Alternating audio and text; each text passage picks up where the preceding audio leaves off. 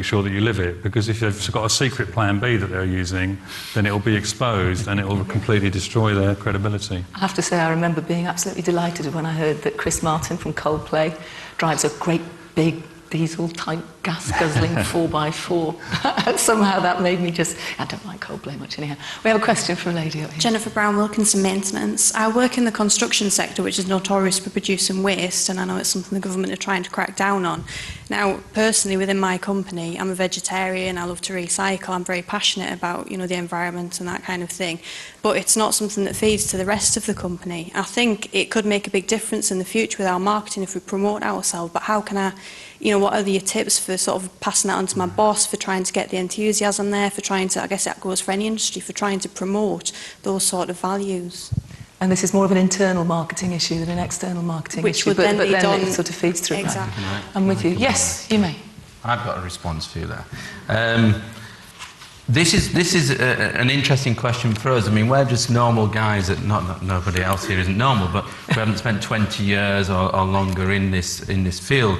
But Jumbleade.com came about because one guy was looking to move house and he wanted to get rid of some of his junk, and he put it onto FreeCycle and was inundated with a load of emails, and he got rid of his junk, but he wasn't quite happy with the process that he went through.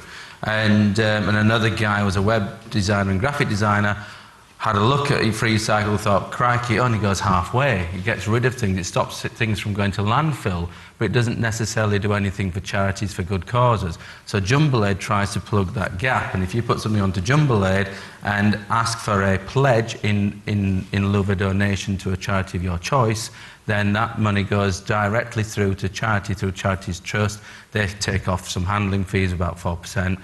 Add on gift aid if you're a taxpayer, and hopefully more than 100% of your donation will go to the charity of your choice. That's a shameless plug. I think everyone's allowed one shameless plug. How does that answer the question directly, on there is also a scheme facility that enables you and your organisation to collectively give to charity by reuse and recycle. So we think it's a very small part, and it's nothing like some of the things that these guys have been doing for years, and I'm sort of embarrassed to be in their company. But hopefully I think Britain's entering into a period of post-consumerism, and if we get it right, we can lead on post-consumerism. We can take, you know, Britain, followed by America, can be the world leaders on being ethical and conscientious about the way in which we live our lives. Okay, that's good, but it doesn't, I don't think, directly answer the point. Can we just... Geoff hasn't even opened his mouth yet, sorry.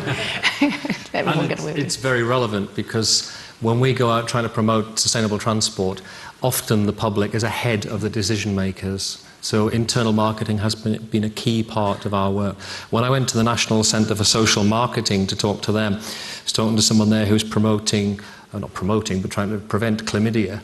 And they were saying how odd it was that the GPs weren't on their side. It just didn't hit their particular target.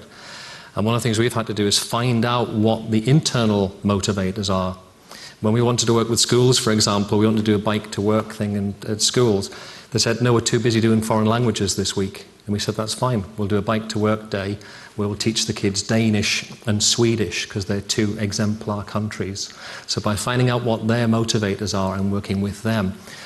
But it is more tricky, and at the moment we're busy sponsoring a PhD student at Leeds University in psychology to try to get to really understand what motivates decision makers, because I think it's much less researched than what motivates the general public. So in some ways, your internal marketing needs a whole strategy of its own. Thank you very much. I think we're sort of close to, there isn't actually one answer for this, but it is a difficult situation, and yet if it's something you're passionate about, you're absolutely right. The trickle-through effect of something that you can implement internally can make a big difference to the way the company is valued. Any more questions from the floor for the moment? Or the ceiling? No? Okay. I wanted also to give Andy a chance to chip in here. Andy, your ethicalsuperstore.com has already had one shameless plug, so you're not allowed anymore.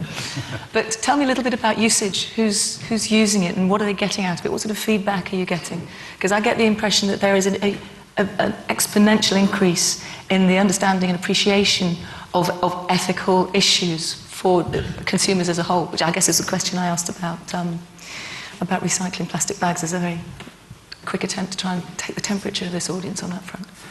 there's a whole continuum. I mean, there's people like me who are kind of like reformed hippies who kind of like came to Traidcraft and the whole issues of fair trade almost 25 years ago, more than 25 years ago, and really kind of got excited about it then and really bought into a whole different kind of lifestyle. But we've kind of all smartened up now, put our suits on and basically tried to mainstream what these issues are about. And what we're finding is there is a real mainstream opportunity there because people come at ethical issues for all kinds of different reasons. Our best-selling product currently is a little box that's about so big. It's white plastic, it's got a little LCD display on it, and basically it just sits there accusing you by telling you how many kind of pence per minute your electricity bill is currently costing you. It just sits there flashing and kind of reminding you all the time, and it's the biggest selling product we currently have on our site.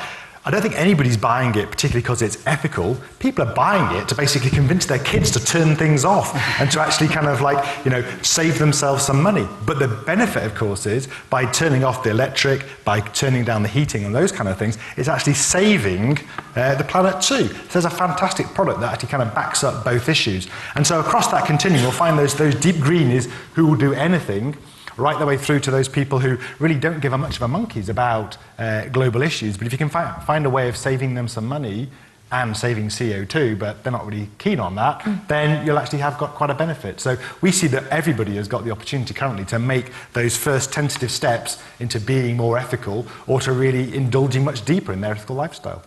So we've got fair trade, which might cost you a little bit more, but will make you feel better. And again, that's quite an emotional sort of marketing sell through to something that you spend money on that will help you to save money. And both of these ethical marketing approaches are ways in which you can either get people to spend money when they otherwise wouldn't in an increasingly tight marketplace, or ways in which you can actually help people to save money. So it appears that there's two different perspectives across the course. Yes? I don't think it's either the internal or external argument or the discussion about social issues varies from normal marketing practices in the sense that you're trying to sell the benefits of what you're doing. We do social marketing campaigns, which I wouldn't class as ethical, coming back to that debate particularly, but we work for Northumberland County Council doing school meals, trying to increase the take-up of school meals, and some local authorities on physical and healthy activity and well-being.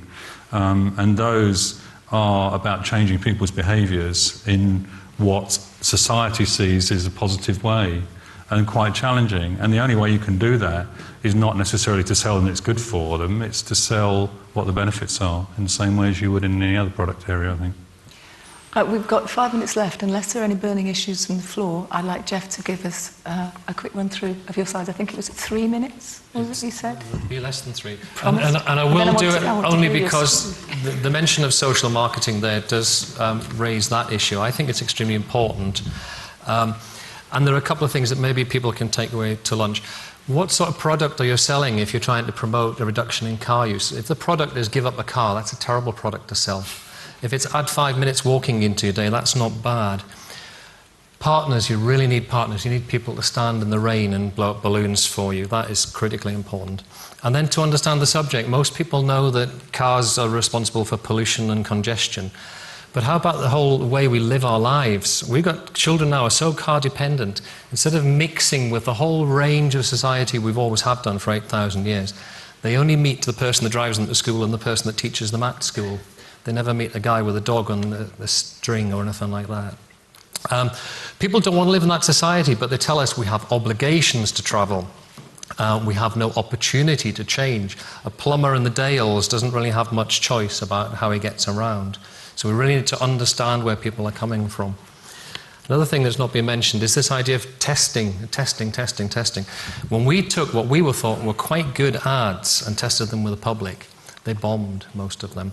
And one focus group participant said the very apt thing: in the millisecond of time I'm giving your campaign compared with 1,000 around me, it looked like a shoe advert. I don't need shoes, so I moved on. I think in the credit crunch, we won't have the indulgence to allow our bosses to choose the colour and the font in the future. It's got to be done based on what works. Our psychologist that we used from Napier University said that mentioned perceived behavioural control as being one of the keys to getting people to change. And I love the phrase, whether you think you can change or you think you can't, you're right. So we've had to go for a very clear call to action to make it easy. It's nicely themed. We struggle with a brand because none of them really work, mobility management, etc. Walk to School Week is a fantastic